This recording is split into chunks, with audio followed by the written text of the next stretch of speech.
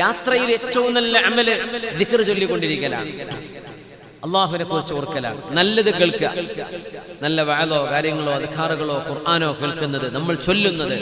മാ മിൻ റാകിബിൻ യഖ്ലൂ ഫീ മസീരിഹി ബില്ലാഹി വദിക്രിഹി.